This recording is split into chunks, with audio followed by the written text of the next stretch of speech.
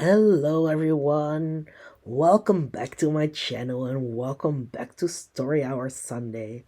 As you know, we are still reading The Wonderful Wizard of Oz and we have reached chapter 15 by now. Let's start off. Chapter 15. The Discovery of Oz, the Terrible. The four travelers walked up to the great gate of Emerald City and rang the bell. After ringing several times, it was opened by the same guardian of the gates they had met before. "What? Are you back again?" he asked in surprise. "Do you not see us?" answered the Scarecrow. "But I thought you had gone to visit the Wicked Witch of the West." "We did visit her," said the Scarecrow. "And she let you go again?" asked the man in wonder. "She could not help it, for she is melted," explained the Scarecrow. "Melted? Well, that is good news indeed," said the man. "Who melted her?" "It was Dorothy," said the Lion gravely. "Good gracious!" exclaimed the man, and he bowed very low indeed before her. Then he led them into his little room and locked the spectacles from the great box on all their eyes, just as he had done before. Afterward, they passed on through the gate into the Emerald City. When the people heard from the guardian of the gates that Dorothy had melted the Wicked Witch of the West, they all gathered around the travelers and followed them in a great crowd to the Palace of Oz.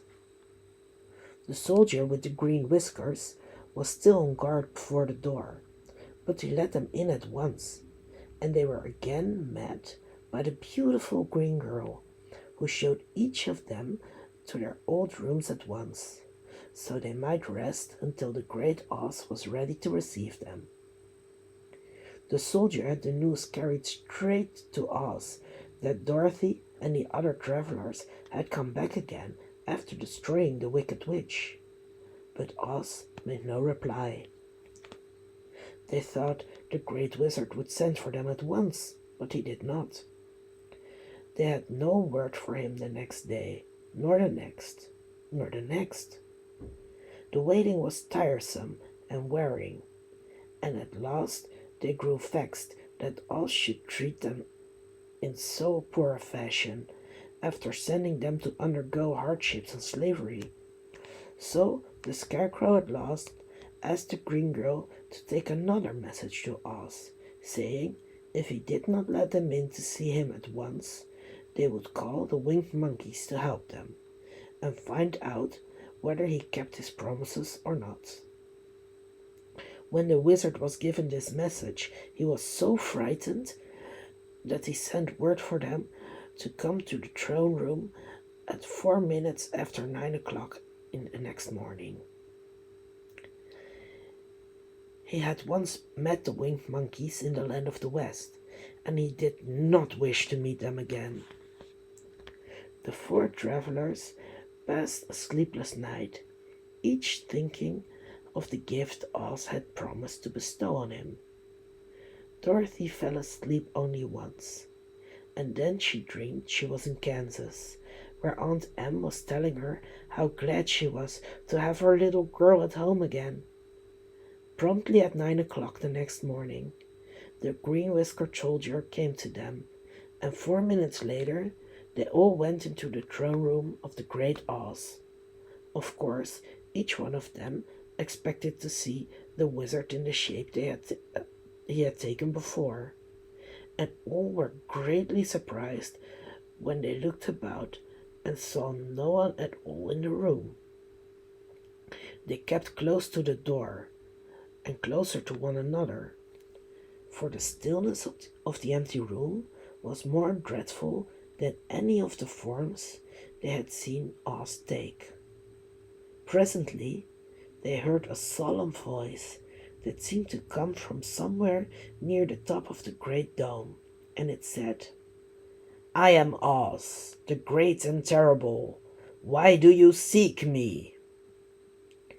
They looked again in every part of the room, And then, seeing no one, Dorothy asked, "Where are you?" "I am everywhere," answered the voice. "But to the eyes of common mortals, I am invisible. I will now seat myself upon my throne, that you may converse with me." Indeed, the voice seemed just then to come straight from the throne itself. So they walked toward it and stood in a row, while Dorothy said, "We have come to claim our promise, O Oz." "What promise?" asked Oz. "You promised to send me back to Kansas when the Wicked Witch was destroyed," said the girl. "And you promised to give me brains," said the Scarecrow. "And you promised to give me a heart," said the Tin Woodman.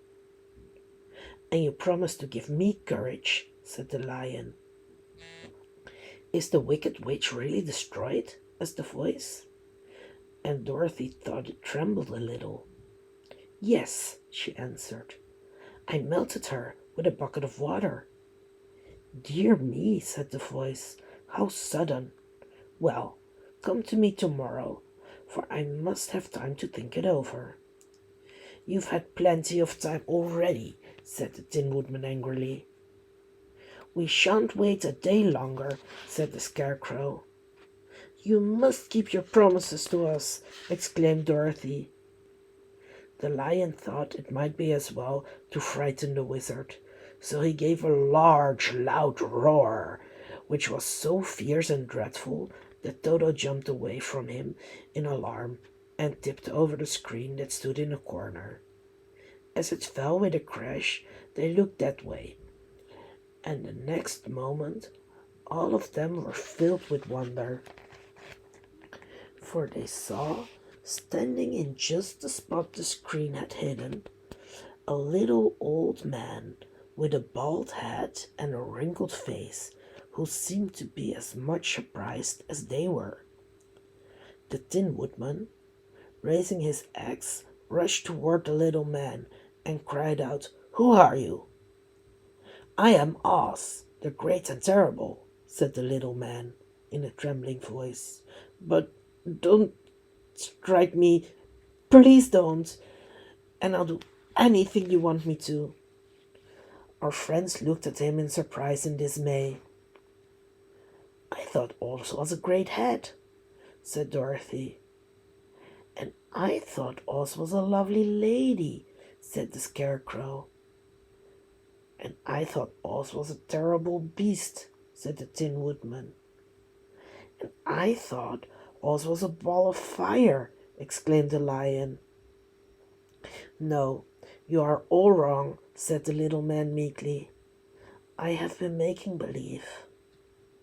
"Making believe?" cried Dorothy. "Are you not a great wizard?" "Hush, my dear," he said. "Don't speak so loud, or you will be overheard, and I should be ruined. I'm supposed to be a great wizard." "And aren't you?" she asked. "Not a bit of it, my dear. I'm just a common man." "You're more than that," said the Scarecrow in a grieved tone. "You're a humbug." "Exactly so," declared the little man, rubbing his hands together as if it pleased him. "I am a humbug." "But that is terrible," said the Tin Woodman. "How shall I ever get my heart?" "Or I my courage?" asked the Lion. "Or I my brains?" wailed the Scarecrow, wiping the tears from his eyes with his coat sleeve. "My dear friends," said Oz, "I pray you not to speak of these little things. Think of me and the terrible trouble I'm in at being found out." "Doesn't anyone else know you're a humbug?" asked Dorothy. "No one knows it but you four and myself," replied Oz.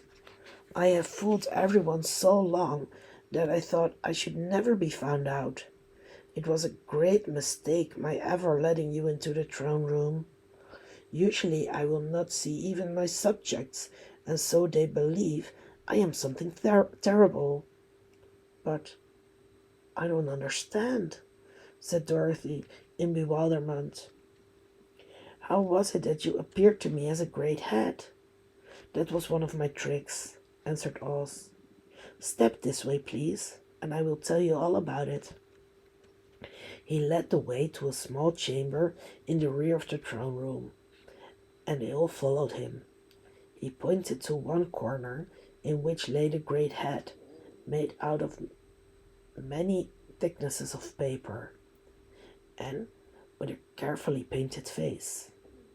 This I hung from the ceiling by a wire, said Oz.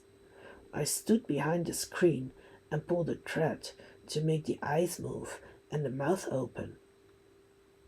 But how about the voice? She inquired. Oh, I am a ventriloquist, said the little man. I can throw the sound of my voice wherever I wish, so that you thought it was coming out of the head. Here are the other things I used to deceive you. He showed the Scarecrow the dress and the mask he had worn when he seemed to be the lovely lady. And the Tin Woodman saw that his terrible beast was nothing but a lot of skin sewn together with slats to keep their sides out. As for the ball of fire, the false wizard had hung that also from the ceiling. It was really a ball of cotton, but when oil was poured upon it, the ball burned fiercely. Really, said the Scarecrow, you ought to be ashamed of yourself for being such a humbug. I certainly am, answered the little man sorrowfully. But it was the only thing I could do. Sit down, please. There are plenty of chairs, and I will tell you my story. So they sat down and listened while he told the following tale. I was born in Omaha. Why, that isn't very far from Kansas, cried Dorothy. No, but it's farther from here, he said, shaking his head at her sadly. When I grew up, I became a ventriloquist, and at that I was very well trained by a great master.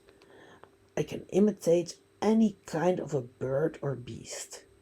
Here he mewed so like a kitten that Toto pricked up his ears and looked everywhere to see where she was. After a time, continued Oz, I tired of that and became a balloonist. What is that? Asked Dorothy. A man who goes up in a balloon on circus day, so as to draw a crowd of people together and get them to pay to see the circus, he explained. Oh, she said, I know. Well, one day I went up in a balloon and the ropes got twisted so that I couldn't come down again. It went way up above the clouds, so far that a current of air struck it and carried it many miles away. For a day and a night I traveled through the air, and on the morning of the second day I awoke and found that the balloon floating over a strange and beautiful country. It came down gradually, and I was not hurt a bit, but I found myself in the midst of a strange people who, seeing me come from the clouds, thought I was a great wizard. Of course I let them think so, because they were afraid of me and promised to do anything I wished them to. Just to amuse myself and keep the good people busy, I ordered them to build this city and my palace, and they did it all willingly and well. Then I thought, as the country was so green and beautiful, I would call it the Emerald City, and to make the name fit better, I put green spectacles on all the people so that everything they saw was green. But isn't everything here green? Asked Dorothy. No more than in any other city, replied Oz. But when you wear green spectacles, why, of course everything you see looks green to you. The Emerald City was built a great many years ago, for I was a young man when the balloon brought me here, and I am a very old man now. but my people have worn green glasses on their eyes so long that most of them think it really is an Emerald City. And it certainly is a beautiful place, abounding in jewels and precious metals, and every good thing that is needed to make one happy.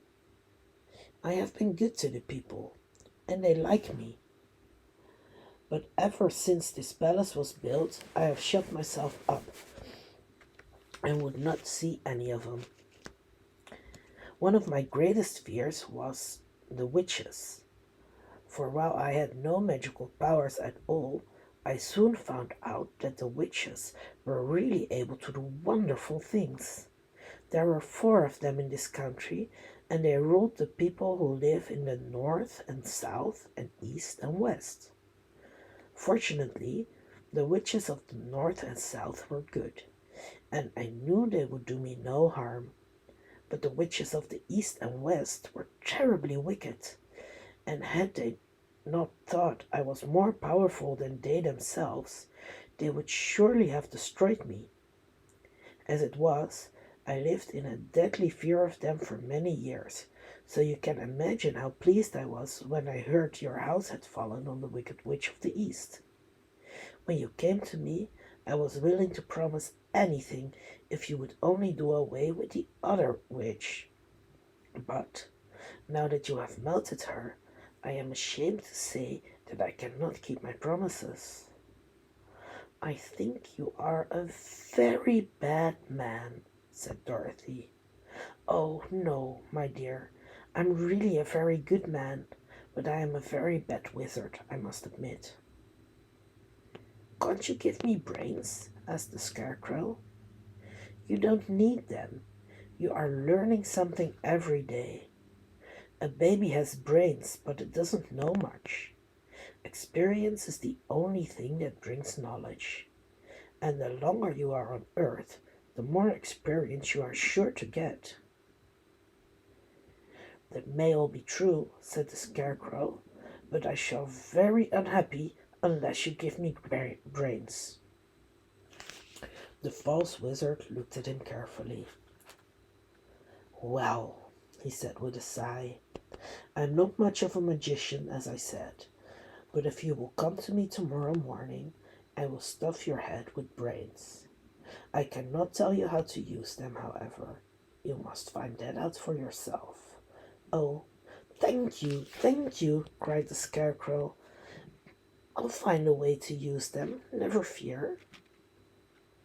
But how about my courage? Asked the Lion anxiously. You have plenty of courage, I am sure, answered Oz. All you need is confidence in yourself. There is no living thing that is not afraid when it faces danger.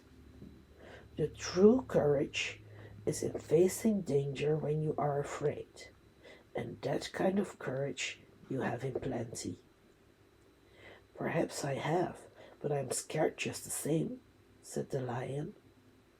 I shall really be very unhappy unless you give me the sort of courage that makes one forget he is afraid. Very well, I will give you that sort of courage tomorrow, replied Oz.